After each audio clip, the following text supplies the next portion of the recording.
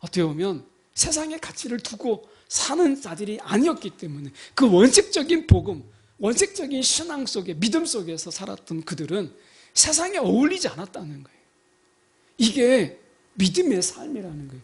오늘 우리가 이 세상에 살면서 이 세상이 오히려 우리 가운데 세상이 우리를 받아들일 만한 곳이 아니었고 우리는 그 세상에 가치를 두고 있지 않는 세상 속에서 막 사람들의 찬사를 받고 사람들의 박수를 받고 세상 속에서 막 명예와 성공에 도취되는 이런 삶을 살지 않았다는 거예요. 세상에 가치를 두지 않았기 때문에 어쩌면 세상에 가치를 두지 않았기 때문에 사실은 이러한 성공적인 하나님의 사람의 삶을 살았던 것이 아닐까라고 하는 거예요. 타협하지 않는 신앙으로.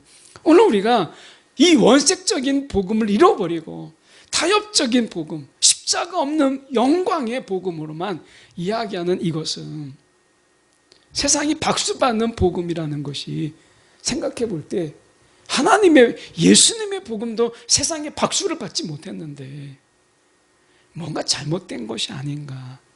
히브리서 11장 36절에서 40절까지 말씀, 신약성경으로는 제가 가진 성경 366쪽의 말씀입니다. 히브리서 11장 36절에서 40절 제가 봉독해 올립니다. 또 어떤 이들은 조롱과 채찍질뿐만 아니라 결박과 옥에 갇히는 시련도 받았으며 돌로 치는 것과 톱으로 켜는 것과 시험과 칼로 죽임을 당하고 양과 염소의 가죽을 입고 유리하여 궁핍과 환난과 학대를 받았으니 이런 사람은 세상이 감당하지 못하느니라. 그들이 광야와 산과 동굴과 토굴에 유리하였느니라. 이 사람들은 다 믿음으로 말미암아 증거를 받았으나 약속된 것을 받지 못하였으니 이는 하나님이 우리를 위하여 더 좋은 것을 예비하셨은즉 우리가 아니면 그들로 온전함을 이루지 못하게 하려 하심이라. 아멘. 오늘 히브리서 11장의 마지막 부분입니다. 그동안 11장을 저희가 함께 살펴보는데요.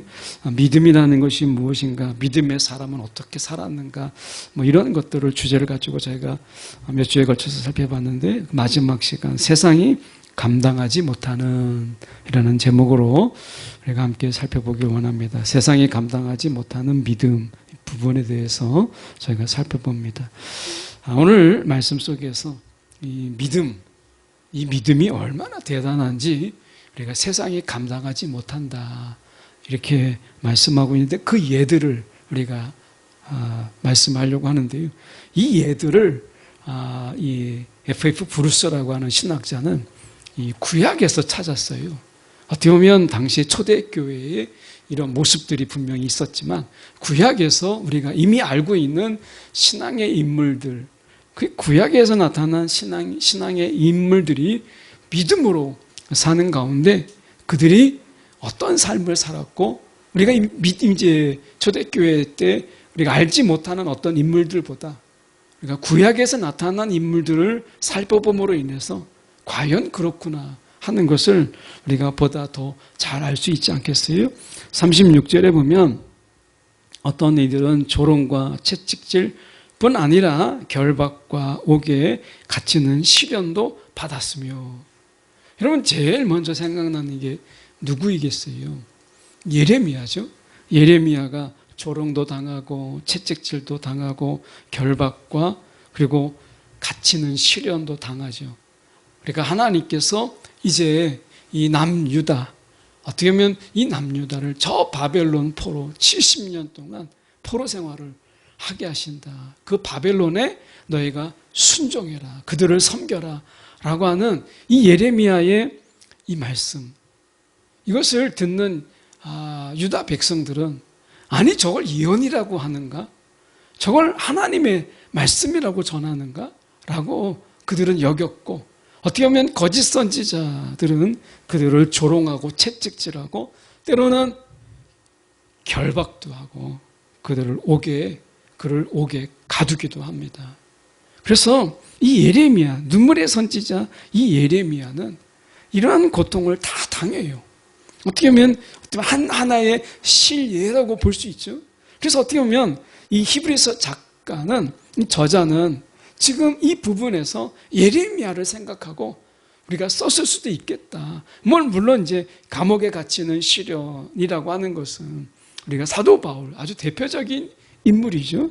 그런 사도 바울, 그런 인물이 우리가 있지만 구약에서 우리가 본다면 예레미야 조롱거리로 되고 그리고 매맞고 하는 거죠. 이 조롱거리가 되고 매맞고 하는 것은 멀리 예레미야까지 갈 필요는 없죠. 사실은 우리가 예수께서 이미 이 조롱, 인격적인 살인을 당하셨던, 그리고 십자가에서 죽으신, 어떻게 보면 아무런 죄가 없는데 빌라도가 분명히 내가 죄를 찾지 못했다 이렇게 이야기했음에도 불구하고 우리가 거짓 증인들과 그리고 무리들의 이러한 함성, 무리들의 요구, 어떤 이런 것 때문에 우리가 예수님께서 십자가에서 죽임을 당하셨죠.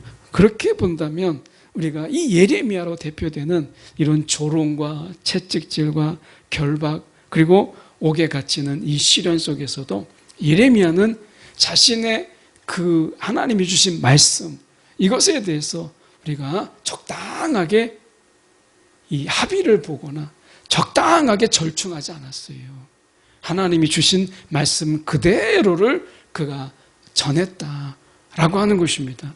어쩌면 이 시대에 우리가 복음이라고 하는 것, 하나님이 우리 가운데 맡겨주신 이 복음이라고 하는 것이 시대의 요구에 의해서 그 복음의 내용이 바뀌고 복음이 변질된, 세속화된 이런 복음들이 난무하는 이 세상 속에서 어쩌면 예레미야처럼 우리가 원색적인 복음, 이 원색적인 복음을 우리가 더 전하고 이 원색적인 복음 속에서 우리가 살아가야 되지 않을까 하는 생각을 우리가 해보게 돼요.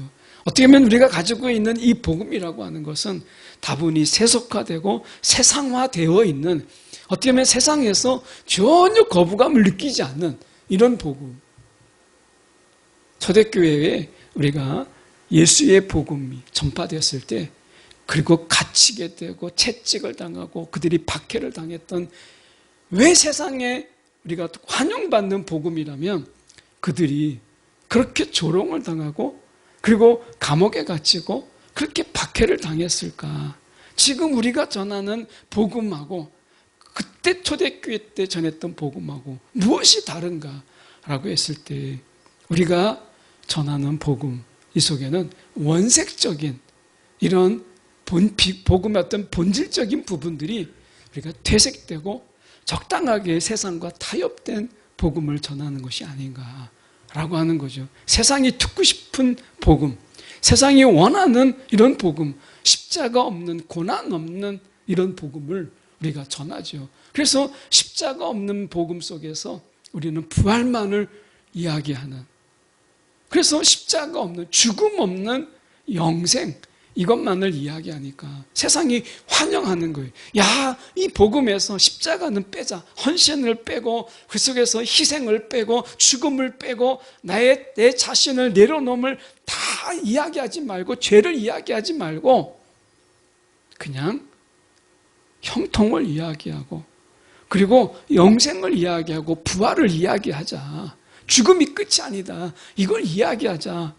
이렇게 하니까 등을 돌렸던 많은 사람들이, 세상이 이 복음에 대해서 환호를 울렸어요. 야, 이게 진짜 복음이지. 무슨 십자가, 고난 이렇게 얘기하느냐. 이렇게 원색적인 복음이 사라져버린, 세상이 환호하는 이런 복음으로 전락하다 보니까 우리가 결박과 옥에 갇히는 어려움은 없지만 복음의 본질을 잃어버린, 세상이 듣고자 하는 이야기를 해주는, 들려주는 이런 복음으로 전락해버리고 말았지 않습니까? 예레미야는 그들이 듣고자 하는 이야기를 한 것이 아니라 하나님이 전하라 하는 것을 말씀했어요. 오늘 우리가 우리의 복음에 정말 본질이 빠진 원색적인 복음이 다시 한번 우리가 붙잡아야 될 이런 때가 아닌가. 십자가 없는 부활이 어떻게 있겠어요? 고난이 없는 영광이 어디 있습니까? 피 흘림이 없는 삶이 어디 있겠어요? 우리가 무엇을 놓치고 있는가?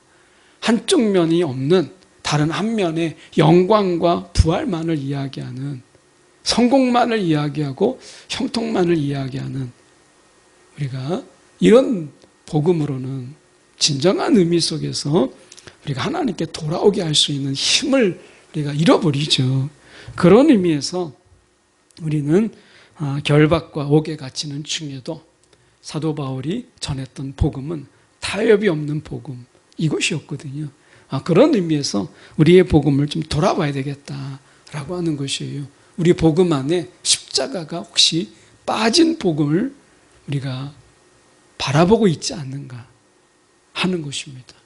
37절에 보면 돌로 치는 것과 톱으로 켜는 것과 시험과 칼로 죽임을 당하고 이렇게 되어 있는데요. 돌로 치는 것, 이것은 우리가 요아스 왕에 의해서 여호와의 전 뜰 안에서 돌에 맞아 죽은 우리 스가랴를 생각해 볼 수 있어요. 역대하 24장 21절에 보면 무리가 함께 꾀하고 왕의 명령을 따라 그를 여호와의 전 뜰 안에서 돌로 쳐 죽였더라. 제사장 겸 예언자였던, 선지자였던 스가랴는 이 왕의 명령에 의해서 여호와의 그 전뜰에서 그가 돌로 쳐 죽임을 당합니다.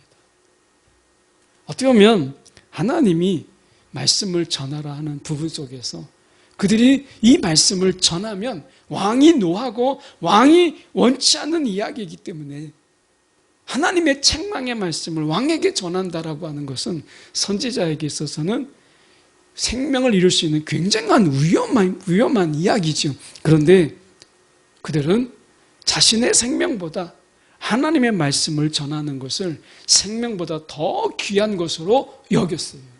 하나님의 말씀을 있는 그대로를 전하는 그 책망의 말씀, 이것을 전하는 것이 자신의 생명보다 더 귀하게 여겼다라고 하는 것입니다. 우리가 보통 예배를 드릴 때 예배에 생명을 거십시오, 이런 이야기를 많이 하잖아요. 예배에 생명을 거십시오. 이 예배는 나를 온전히 산 제물로 드리는, 그러니까 이 예배라고 하는 것은 이미 나의 전부를 드리는 것이기 때문에 내 생명이 우리가 하나님께 드림보다 먼저일 수가 없는 거죠. 그런 의미에서 본다면 이 스가랴, 그는 하나님의 말씀을 전하는 일에 자신의 생명을 우리가 돌아보지 않았어요. 자신의 생명보다 하나님의 말씀을 그대로 전하는 것이 먼저였어요. 오늘 이 세상 우리가 살아가는 가운데 정말 이 스가랴 같은 이런 어떤 용기로 하나님의 말씀을 붙잡는다면 이 세상은 분명히 변하지 않을까요? 어쩌면 이 시대가 점점 기독교의 영향력이 떨어지게 되고 기독교인들의 영향력이 세상에 아무런 감흥과 감동이 되지 않는 것은 우리 스스로도 그 말씀에 생명을 걸고 있지 않기 때문에, 우리조차도 그 말씀에 생명을 걸지 않는 그 말씀이 세상에 무슨 힘이 있고 무슨 감동을 주겠어요. 그런 의미에서 우리가 본다면 이 돌로 치는 것, 또 톱으로 켜는 것을 우리가 생각해 볼 때 우리가 이것은 분명한 기록은 없지만 이사야를 연구하는 분들이 이런 이야기합니다. 므낫세 이 집권 당시에 이 선지자 이사야가 이 톱으로 켜는 죽음을 그가 당하지 않았을까. 이것은 이제 이 쿰란 동굴에서 발견된 어떤 다른 사본에 의해서 나오기도 합니다만은 성경에는 저희가 기록이 없죠. 그렇지만 우리가 성경 외적인 기록에 우리가 좀 더 비중을 둔다면 우리가 므낫세 집권 당시에 선지자 이사야가 이런 톱으로 켜는 죽음, 그 얼마나 잔인한 죽음이에요. 그럼에도 불구하고 이사야는 하나님의 이 심판과 회복, 더 놀라운 것은 예수 그리스도에 대한 예언을 그는 감당했던 인물 아니겠어요? 그는 주저없이 하나님의 심판의 메시지를 전했어요. 그러니까 므낫세가 이사야가 전하는 하나님의 심판의 메시지가 너무 귀에 걸려서 이사야를 톱으로 켜는 죽음으로 그를 죽게 한 거예요. 이게 사실이라면 이사야는 그 하나님이 주신 말씀에 자신의 고통, 두려움을 다 내려놓았다 라고 하는 거예요. 우리가 세상에 살면서 하나님의 뜻대로 사는 거에 대한 어떤 공포나 두려움이 아니라 불편함. 우리가 생각해 볼 때 하나님의 말씀대로 사는 게 너무 불편한 거예요. 그러니까 편리하지 않는 거죠. 이 불편함 때문에 공포거나 두려움이나 죽음이 아니라 그 불편함 때문이라도 하나님의 말씀을 귀담아 듣지 않는, 하나님의 말씀을 외면하는 것이라면 우리가 좀 돌아봐야 되지 않을까. 하나님의 말씀대로 사는 것이 분명히 우리 가운데 불편함이 되지만, 그러나 그것 때문에 우리가 이 세상에서 우리의 거룩을 지킬 수 있다면, 우리가 이 경건을 지킬 수 있다면 우리는 그 말씀대로 사는 불편을 감내해야 되지 않을까 하는 것이에요. 우리가 톱으로 켜는 죽음 앞에서도 당당했던 그들을 생각한다면 말씀대로 사는 불편함을 감내하지 못하는 우리가 너무 조급한 게 아닌가, 너무 참을성이 없는 것이 아닌가. 복음의 가치가 우리의 불편함보다 못한가라고 하는 것이죠. 세상이 우리가 너무 편리하기 때문에 생기는 병들이 있어요. 너무나 걷지 않다 보니까 생기는 병들이 있잖아요. 인간은 우리가 불편함을 감내할 때 건강해지는 경우가 많아요. 그런데 불편하기 때문에 편리함을 추구했던 삶이 결국 가져오는 많은 병들이 있잖아요. 하나님이 우리를 지으실 때 불편함, 근데 그 속에서는 많은 유익이 있어요. 하나님께서 오늘 말씀대로 살아가는 삶의 불편함을 감내하라 말씀하시잖아요. 그런데 우리가 이것을 저버리고 편리하다는 이유 때문에 세상의 원칙대로, 세상의 방법대로 살아간다면 우리는 말씀을 너무 소홀히 여기는 것이 아닌가라고 하는 거예요. 부모의 잔소리를 귀담아 듣는 아이는 지혜로운 거잖아요. 그런데 듣기 싫다는 것 때문에 부모의 조언을, 부모의 잔소리를 듣지 않을 때 나중에 그것 때문에 후회하는 그런 시간들을 갖게 되잖아요. 오늘 하나님께서 이 톱으로 켜는 이 일에 두려워하지 않았던, 더 나아가서 우리가 보면 칼로 죽임을 당하고, 이것은 우리가 사도행전 2장 2절에 보면 헤롯은 먼저 요한의 형제 야고보를 칼로 죽였습니다. 순교자가 생겼죠. 그래서 야고보, 사도 중에서 제일 먼저 우리가 순교자가 나왔는데 야고보 사도입니다. 야고보가 칼로 죽임을 당해요. 여기서 나오는 헤롯은 아주 잔인한 헤롯 아그리파 1세를 이야기하죠. 헤롯 아그리파 1세가 요한의 형제 야고보를 칼로 죽입니다. 사도들이라고 해서 우리가 생명이 보장되거나 안전이 보장된 게 아니에요.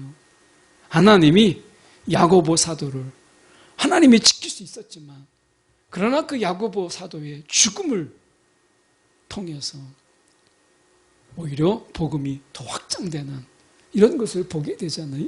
우리가 그 하나님의 크고 넓은 이런 계획을 우리가 알 수 없지만 야고보의 이 죽음, 사도의 죽음, 그럼에도 불구하고 사도들은 복음을 전하는 일에 조금도 주저하지 않았어요. 예수의 죽음으로 인하여 두려움에 떨었던 그들이, 문을 걸어 잠궜던 그들이 성령이 그들 가운데 임함으로 인해서 문을 열고 세상을 향하여 복음을 외쳤던 그들이 요한의 이 야고보의 죽음 앞에서도 그들은 두려워하지 않았어요. 칼로 순교자가 죽음을 당하는 이런 순교가 있었음에도 불구하고 그들은 이제 더 이상 두려워 떠는 자들이 아니었다라고 하는 것을 분명히 보여주죠. 그래서 우리가 38절에 보면 이런 사람은 세상이 감당하지 못하느니라 이렇게 이야기해요. 이 해석은 사실은 우리가 여러 해석이 가능한데요. 먼저 37절 하반절을 마저 보고 이것을 보려고 합니다. 양과 염소의 가죽을 입고 유리하여 이렇게 돼 있어요. 양과 염소, 이것은 우리가 엘리야, 엘리사, 에스겔 이런 선지자들을 이야기합니다. 그래서 우리 열왕기하 1장 8절에 보면 이렇게 되어 있습니다. 심부름하는 사람들이 대답했습니다. 그 사람은 털옷을 입고 허리에는 가죽띠를 메고 있었습니다. 아하시아 왕이 말했습니다. 그 사람은 디셉 사람 엘리야다. 그래서 우리가 이 세례 요한이 우리가 이야기할 때 엘리야다 이렇게 생각했던 것은 그 사람은 털옷을 입고 허리에는 가죽띠를 띠고 가죽띠를 메고 있었습니다. 이런 모습들, 이것이 엘리야를 연상시켰던 것이죠. 세례 요한을 보면서. 그러니까 당시에 그 사람들은, 이 선지자들은 아주 좋은 옷, 우리가 생각할 때 여기서 털옷이라고 하니까 막 밍크로 생각하는 분들도 있는데 그런 뜻이 아닙니다. 이것은 가장 기본적인 그런 어떤 이 자기의 몸을 보호하기 위한 그런 옷을 입고 다녔다라고 하는 거예요. 그들이 이러한 양과 염소의 가죽을 입고 유리하는 자로서, 그럼에도 불구하고 불평하기보다 하나님의 말씀을 전하는 일에 더 힘을 썼고 전할 수 있다라는 거에 감사했던 그런 엘리야, 엘리사, 에스겔을 보게 돼요. 오늘 그들이 많은 기적을, 죽은 자를 살린 이런 기적을 베풀었지만 그것 때문에 영광을 누리거나 이 세상 속에서 호화롭게 사는 삶을 살지 않았어요. 오히려 하나님 말씀대로 기적을 일으키고 죽은 자를 일으켰지만 그는 털옷을 입고 허리에는 가죽띠를 메고 있었어요. 지금 이 땅에 우리가 교회들의 타락 속에서 우리가 볼 수 있는 것은 복음을 팔아서 자신의 이 사치로운 생활, 복음을 팔아서 이것을 통해서 자기가 호화로운 생활을 하는 그런 우리가 이단들도 많고, 그리고 그런 우리가 하나님의 종이라고 하는 자들도 많잖아요. 그런 속에서 엘리야가 이 시대에 만약에 왔다면 그는 정말 최고급 차에 정말 가장 좋은 집에, 그리고 많은 성도들을 거니는 그런 부유한 목회자였을지도 몰라요. 그런데 그는 그런 거에 타협하지 않고 하나님의 기적과 이적을 일으키는 그가 이 털옷을 입고 그가 살아가는 일에 주저하지 않았다. 세상 속에, 세상이 나를 어떻게 바라보느냐, 세상 속에서 그들은 영화로운 삶, 세상의 성공의 삶의 모습으로 입지 않았어요. 그들은 털옷을 입고 가장 극빈한 모습으로, 어떻게 보면 가장 낮은 자의 모습으로 살아갔던 그 모습을 보잖아요. 우리가 예수님께서 수많은 이적과 병자를 고쳤는데 예수님께서 돈 받고 그거 했다면 예수님이 그렇게 노숙자 같은 삶, 길에서 주무시고 하는 일들이 뭐하러 있었겠어요. 사단이 높은 곳에서 뛰어내려라, 그 천사가 받쳐줄 거다, 그런 영화를 굳이 사단이 이야기하지 않아도 예수님께서 병고침 하나만으로도, 귀신을 쫓아내는 거 하나만으로도 그분은 배불리 먹을 수 있고 호화로운 삶을 살 수도 있고 성공이라는 것에 그가 도취할 수도 있는데 그렇게 하지 않으셨어요. 엘리야가, 엘리사가, 에스겔이 그런 삶을 살았다라는 거예요. 세례 요한은 하나님의 말씀을 전하다가 그 역시 죽음으로 끝났잖아요. 그 젊은 나이에. 이런 가운데서 38절에 보면 이런 사람은 세상이 감당하지 못하느니라 라는 말은 두 가지 해석이 가능합니다. 하나는 세상은 그들에게 가치가 없었습니다. 세상에 가치를 두지 않았기 때문에 그들은 이러한 믿음의 삶을 살 수 있었습니다 라는 말도 되고요. 또 하나는 세상은 이런 사람들을 받아들일 만한 곳이 되지 못했습니다. 세상은 그들을 품을 수 있는 곳이 아니었다라고 하는 것입니다. 어떻게 보면 세상의 가치를 두고 사는 자들이 아니었기 때문에 그 원색적인 복음, 원색적인 신앙 속에, 믿음 속에서 살았던 그들은 세상에 어울리지 않았다는 거예요. 이게 믿음의 삶이라는 거예요. 오늘 우리가 이 세상에 살면서 이 세상이 오히려 우리 가운데 세상이 우리를 받아들일 만한 곳이 아니었고, 우리는 그 세상에 가치를 두고 있지 않는, 세상 속에서 막 사람들의 찬사를 받고 사람들의 박수를 받고 세상 속에서 막 명예와 성공에 도취되는 이런 삶을 살지 않았다는 거예요. 세상에 가치를 두지 않았기 때문에, 어쩌면 세상에 가치를 두지 않았기 때문에 사실은 이러한 성공적인 하나님의 사람의 삶을 살았던 것이 아닐까라고 하는 거예요. 타협하지 않는 신앙으로. 오늘 우리가 이 원색적인 복음을 잃어버리고 타협적인 복음, 십자가 없는 영광의 복음으로만 이야기하는 이것은, 세상이 박수받는 복음이라는 것이 생각해 볼 때 하나님의, 예수님의 복음도 세상에 박수를 받지 못했는데 뭔가 잘못된 것이 아닌가라고 하는 거죠. 뭐 그런 의미에서 우리는 사도 바울이 다 배설물로 여겼다고 했는데, 우리가 세상에 너무나 집착하고 있는 우리의 모습이 있지 않나. 그러면 믿음의 본질은 잃어버리는 거죠. 믿음의 이 야성은 잃어버리는 거예요. 그래서 세상이 이런 사람들을 받아들일 만한 곳이 아닌데, 원래는 우리가 세상이 우리를 환영하고 세상이 우리를 박수친다라고 하는 것은 뭔가 잘못 나가고 있는 것이죠. 그런 의미에서 우리는 세상에 정말 가치를 두고 있지 않은 것인지, 세상의 가치를 쫓고 있는 것인지를 돌아봐야 되는 거예요.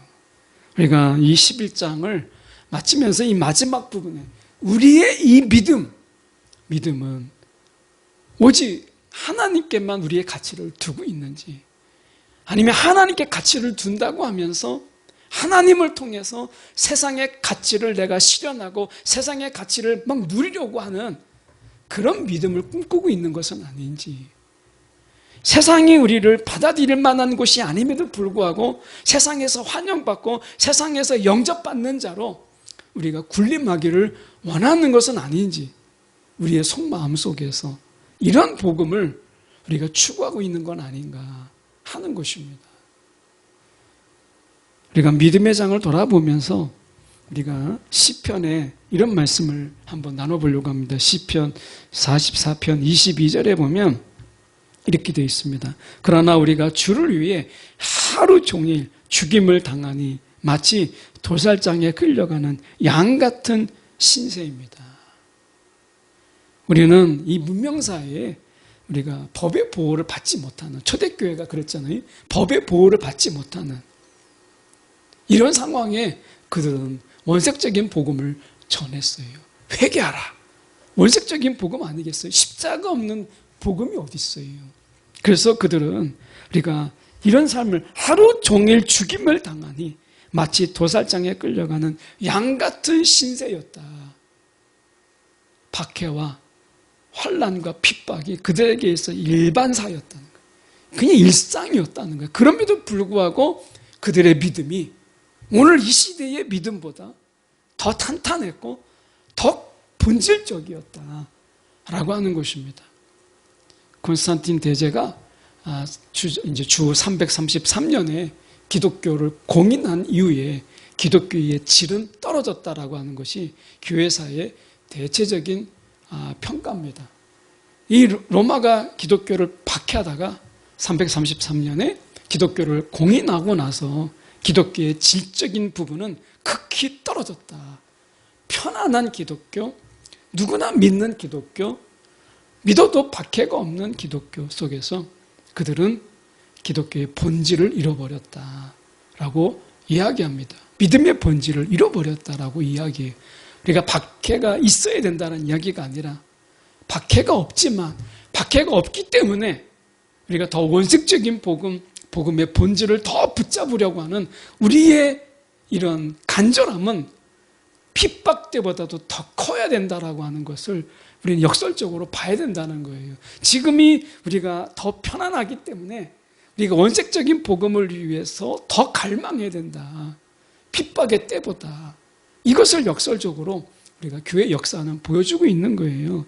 39절에 보면 이 사람들은 다 믿음으로 말미암아 증거를 받았으나 약속된 것을 받지 못하였으니, 약속은 있었지만 약속의 이루어짐은 없었어요.